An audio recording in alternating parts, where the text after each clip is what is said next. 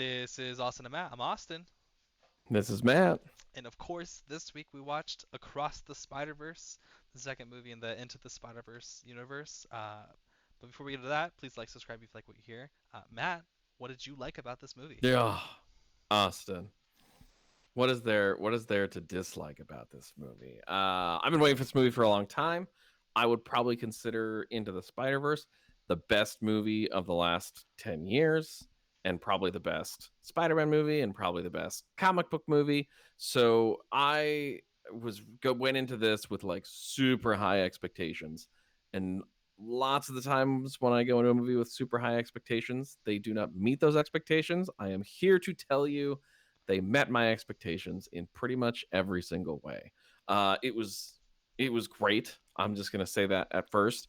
I think one of my biggest likes about it. I'll quote my brother who saw it about 20 minutes before I did. He called me and he said, within the first 20 minutes, my jaw was on the floor, and I said to myself, they did it again. I mean, meaning that Into the Spider Verse is a movie that within the first 20 minutes, you're like, this is reinventing the animation genre. This has gone to bold new places with animation. It's doing something no other movies have done. And within 20 minutes of watching this movie, you're like, they did it again. They did it again. And I'll say this because you see it within the first 5 minutes. So I don't think I'm going to be giving any major spoilers. There is this visual style at the beginning of the movie that looks like watercolors. And I just like I kept gasping like you've got to be kidding me. This looks amazing. It just blew me away. Uh it was beautiful. So I think that was my first big like is just if you think the end of the Spider-Verse looked amazing and did these like really bold, new, cool looking things, you're in for more of the same. Where it's not just like, oh, we'll just kind of like mimic the same visuals we were doing in Into the Spider-Verse. It's like, hey, we're gonna blow everyone out of the water again and do really amazing new things again. And this was not just the first 20 minutes. This happened throughout the entire movie. So that was fantastic. Um, just as good as the first movie. I already mentioned that as one of my likes. Um, and the Easter eggs. I mean, so I'll start by just saying, like, I'm kind of a lifelong Spider-Man fan. When I was in fourth and fifth grade, I discovered the old 1990s cartoon Spider-Man, and I've kind of been hooked ever since, and loved Spider-Man ever since. He's always been my favorite, and was so pumped when the first Spider-Man movie came out because he was kind of like my guy. So I've followed Spider-Man in most iterations of Spider-Man since then. And I got to see a lot of little nods to these different iterations of Spider-Man in this movie. And I'm not going to go into too much detail, but if you are a Spider-Man fan who kind of gobbles up everything Spider-Man that you can find, uh, I don't think anybody would be disappointed by what they see in this movie. So that really blew me away. Uh, I wish I could talk about it more, but I don't want to give away spoilers. So I'll just turn it over to you, Austin. What did you like about this Oh, movie? ho, ho. I'm gonna put mention into the characters that are brought in. Like, yes, we have like a lot of the same cast from the first movie, but we also get a couple new characters in this. And my fear is like whenever you add too much to the room, like you start to lose focus on certain people. And I feel like there's certain characters that I would have liked to have more of them, and I think that's the right feeling, is that I wanted more instead of why is this person still here? They play no relevance to this. Like there's even some like we even got just like a small taste of it, and then it's clear that like in the next movie they're gonna have a bigger part, and I'm really excited to see how that's gonna go. So like they took the time to build on their current characters while introducing new ones that are important to us, and honestly can't say there's a single character that like I wanted to see less of. So really excellent timing, really well played. Um, I also love that they stuck to some of the roots from the first movie when introducing new characters. I love that comic book style of like, I mean, this is the last time you're gonna hear about this. This is the first time you're gonna hear about this. Like just, and it goes into this quick story. I think that's brilliant. It takes 30 seconds for us to understand who this person actually is, get a little bit of like what's important about them. It just works. It's awesome.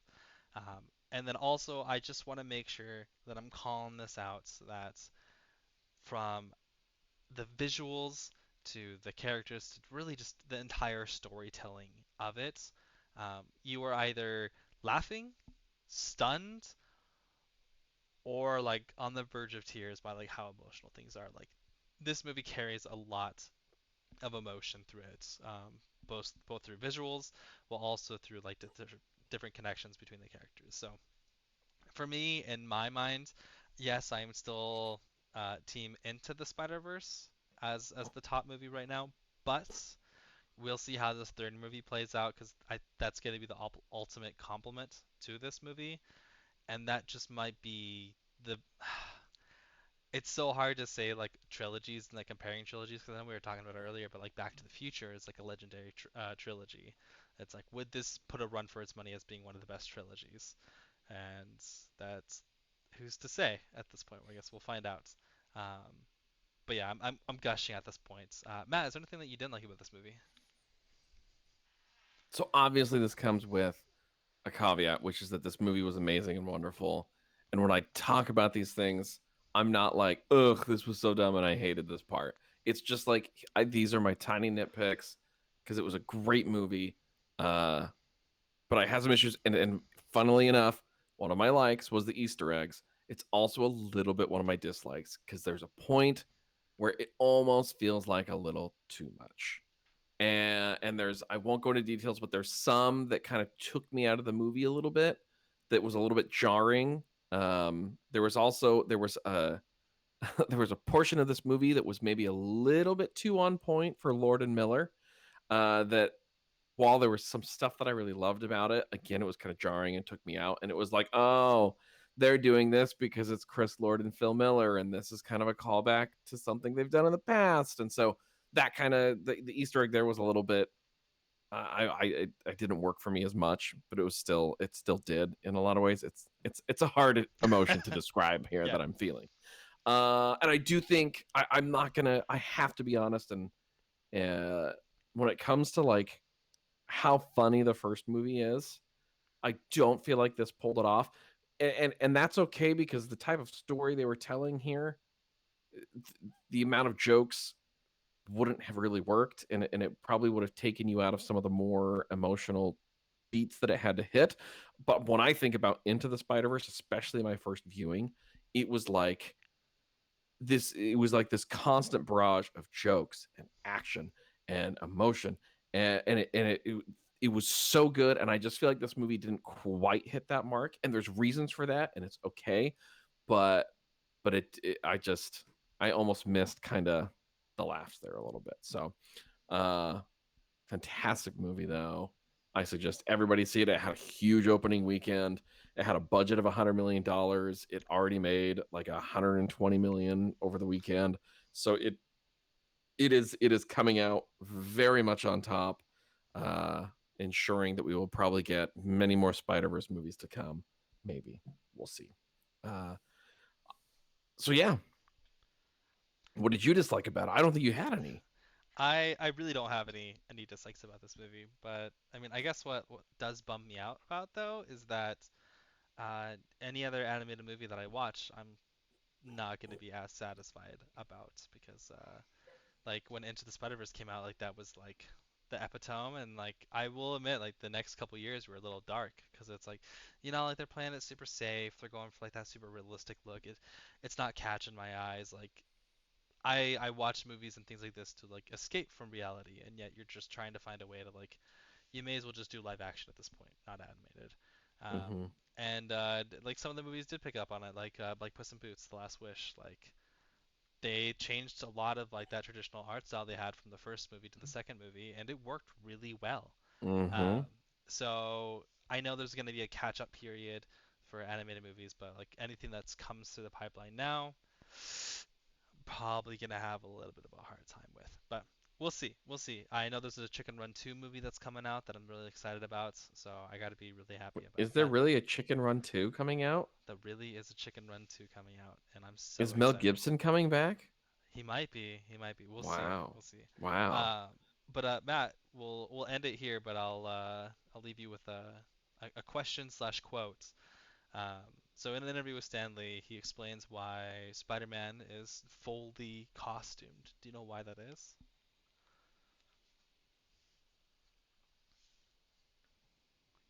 Why? So the intentions behind Spider-Man being fully costumed from head to toe is that the pretty much it gives the realization that anybody can be Spider-Man.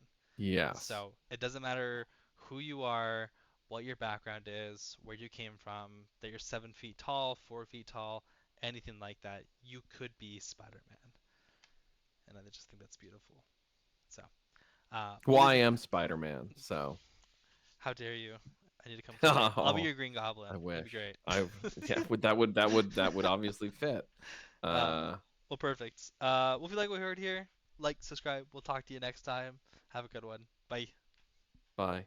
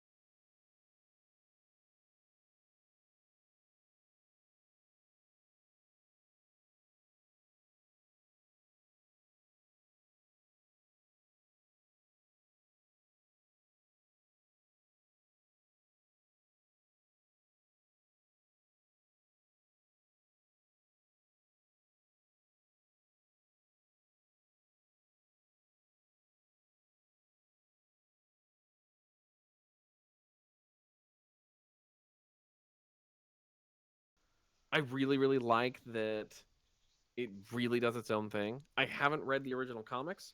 From what I understand, it's nothing like the comics. It is nothing like the movie. It has become its own thing. I think they used the term at one point, the same characters, but the game has changed. And that is like the perfect way to kind of encapsulate this here, where it is like, here are all of these great characters that we all loved from this movie, or many people loved from this movie. And here they are all again, but in a totally different situation. Uh, I just so I wish I could see more adaptations do weird things like this. Like this is just so it almost just feels like this huge evolution almost, um, where it almost feels like I wonder what we're gonna see next, like from Scott Pilgrim, like what kind of weird thing could happen next. I just loved that, and I do think that this series takes the opportunity to acknowledge some of the issues with the movie. So I'm gonna say first two though. I freaking love Scott Pilgrim. It's probably one of my favorite movies of all time. I think I think it's great. I think the thing is like there are some weird things about Scott Pilgrim, like a 23-year-old kid dating a 17-year-old. That's not appropriate, right? That's a problem. The fact that the whole movie kind of, to some degree, treats Ramona Flowers like a prize to be won, that's a problem. And so I think the TV series is kind of acknowledging this. And that being said, too, I want to say, like, I've always actually believed about Scott Pilgrim, like, I don't think Scott Pilgrim's the main character of the movie. I don't think that anybody in the movie is the main character. I almost feel like Edgar Wright is almost the main character, and everything he's doing with editing and humor and action becomes kind of like the main character of the movie almost. Like it's like everything on display here is just like this amazing technical and comical prowess of this one guy, and who cares if Scott Pilgrim is not like a good guy at all, you know? But anyway, so this series really acknowledges that, I think, and then like wrestles with it. And I just almost wonder about how much Edgar Wright and Brian Lee O'Malley were involved here, and how much they were like, let's create something new and fun that doesn't have the same issues that, you know, our previous work on this had. So I thought that was really cool. Um, this also had some really killer visuals. Like there were just moments where I was like, wow, that looks fantastic. There's that shot from I think at the very beginning, from behind Ramona as she's like rollerblading through that dimension, and it just looks awesome. And there's just little moments here and there where I was stunned by its beauty. Nice. So yeah, really like this series.